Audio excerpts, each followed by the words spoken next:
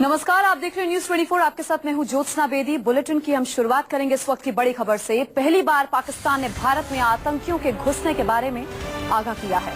भारत के एनएसए अजीत डोभाल को पाकिस्तान के एनएसए नासिर खान जंजुआ ने बताया कि गुजरात में कच्छ के समुद्र के रास्ते लश्कर के 10 आतंकी घुसे हैं। आईबी को पहले आतंकी घुसने के बारे में आशंका थी, लेकिन पाकिस्तान के बताने के बाद भारत पूरी तरह से सावधान हो गया है।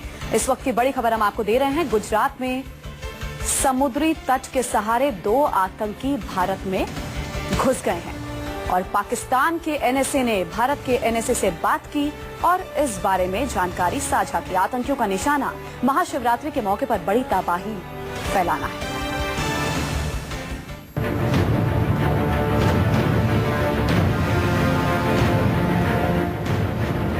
लश्कर की खौफनाक साजिश का भारत को पता चल गया है। दुनिया के लिए आतंक का दूसरा नाम बन चुका पाकिस्तान का आतंकी संगठन लश्कर-ए-तैयबा भारत को फिर से दहलाने की फिराक में है। इसके लिए 8 से 10 आतंकवादियों के गुजरात में समंदर के रास्ते घुसपैठ करने के संकेत मिले हैं। दरअसल कुछ दिन पहले गुजरात में समुंदर के तट पर एक लावारिस वोट मिला था।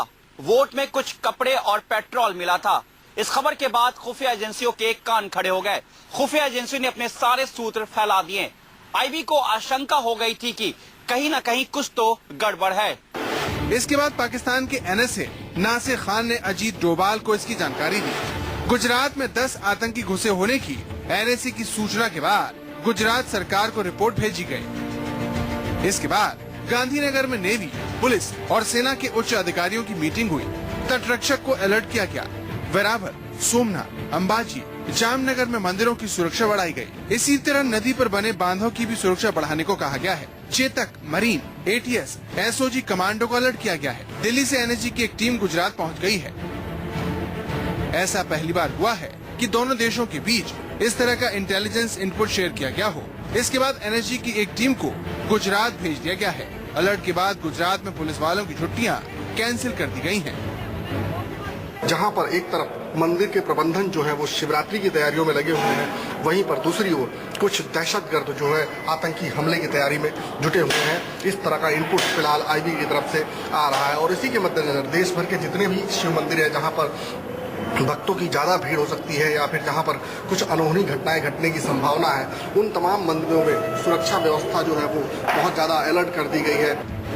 अभी हाल ही में हेडली ने खुलासा किया था कि इशरत जहां लश्कर की फिदायीन थी और किसी बड़े हमले की फिराक में थी। गुजरात में 15 जून 2004 को लश्कर के आतंकवादी इशरत को अहमदाबाद के बाहरी इलाके में उसके 3 साथियों के साथ मार गिराया गया था। ये भी आशंका जताई जा रही है कि लश्कर इशरत और बाकी 3 आतंकवादियों की मौत का बदला लेना चाहता है और इसके लिए वो शिवरात्रि जैसे मौके पर मंदिर में धमाका करके भारी संख्या में नुकसान पहुँचाना चाहता है। Bureau report, news 24। और इसी खबर पर और अपडेट हमारे 2 संवाददाता जुड़े हैं। दिल्ली से प्रशांत देव और अहमदाबाद से भूपेंद्र सिंह। इनसे हम अपडेट ले लेते हैं। प्रशांत, सबसे पहले मैं आपके पास आना चाहूंगी। बताया जा रहा है दिल्ली से एनएसजी की टीम जो है वो अहमदाबाद पहुंच गई है और इस हाई अलर्ट से मुतालिक और क्या जानकारी है आपके पास? देखिए, ये जब भी इस तरह की कोई बात होती है, हिंदुस्तान में फेस्टिवल टाइम होता है तो एक खतरा हमेशा रहता है, क्योंकि ऐसा पहली बार हो चुका है धमाके फेस्टिवल टाइम पे। तो ये इस तरह का जो इनपुट आया है, जो अलर्ट आया है, इसको पूरी गंभीरता से लिया गया है। क्योंकि इस बार ऐसा पहली बार हुआ है कि जो हमारे इनपुट्स मिलती हैं उसके साथ साथ पाकिस्तान की तरफ से, मतलब आधिकारिक तौर पे भी कुछ इनपुट्स ऐसे मिले हैं जिसमें कि लश्कर कोई एक्शन कर सकता है। तो इस दोनों इंटेलिजेंस को मिला करके एक स्ट्रैटेजी बनाई गई है और इस एनएसजी की टीम गुजरात के लिए रवाना कर दी गई है ताकि किसी भी ऐसे इंसिडेंट को रोका जा सके।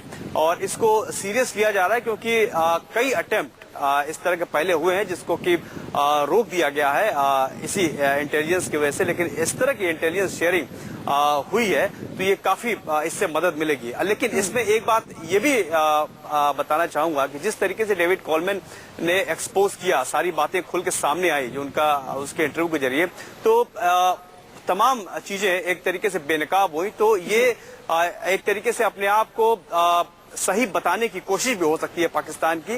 बहरहाल जो इंटेलिजेंस शेयरिंग की गई है उससे इससे काफी मदद मिलेगी और खतरा वाकई है, इसीलिए इतनी जी हाँ, तो चौकसी बढ़ाई जा रही है, निगरानी की जा रही है। भूपेंद्र भी हमारे साथ जुड़े हुए हैं अहमदाबाद से, इनसे भी बात कर लेते हैं। भूपेंद्र, एनएसजी की टीम पहुंच चुकी है, निगरानी बढ़ाई जा रही है, और क्या जानकारी है आपके पास? देखिए ज्योत्सना, यहाँ पर पिछले दिनों से जैसे ही जो कच्छ के इलाके हैं वहां से लावारिस बोटों का मिलना एक सिलसिला शुरू हुआ था, और कोटेश्वर में कल जिस तरह से लावारिस बोट मिली थी जिसके अंदर रजाई और मिट्टी का तेल मिला था, उसके बाद ये भी इंफॉर्मेशन मिली थी कि कुछ लोग उस बोट में से निकलकर भागे हैं। बीएसएफ की एकदम सघन पेट्रोलिंग हुई और उसके बाद इस तरह का अलर्ट आया। जाहिर सी बात है, गुजरात सरकार ने इसे बहुत गंभीरता से लिया है। उच्च स्तर की मीटिंग की गई है, तमाम पुलिस वालों की छुट्टियां रद्द कर दी गई है, अतिरिक्त फोर्स यहाँ पर लगा दी गई है। एनएसजी भी पहले से ही यहाँ पर आ गई है एहतियातन तौर पर। आपको याद होगा कि 26/11 के हमलों में एनएसजी को पहुंचने में काफी वक्त लग गया था, तब तक मरीन कमांडो ने मोर्चा संभाला था। तो इस बार ऐसा कोई चांस नहीं लेना चाहती है, तो पूरी तरह से चप्पे चप्पे पर पूरी गंभीरता से लेकर इस अलर्ट को देखा जा रहा है और पूरी तरह से चौकसी की जा रही है, कोई भी अनहोनी घटना जो है वो न घटने पाए। जी हाँ, तो बिल्कुल ऐसा पहली बार हुआ है कि पाकिस्तान के एनएसए ने भारत के एनएसए से बात की हो, या पाकिस्तान की तरफ से इस तरह का इनपुट साझा किया गया हो, और इसे भी बहुत ही सीरियसली लिया जा रहा है। कड़ी निगरानी की जा रही है और एहतियाती सब कदम भी उठाए जा रहे हैं। बहुत बहुत शुक्रिया आप दोनों का हमारे साथ जुड़ने के लिए। और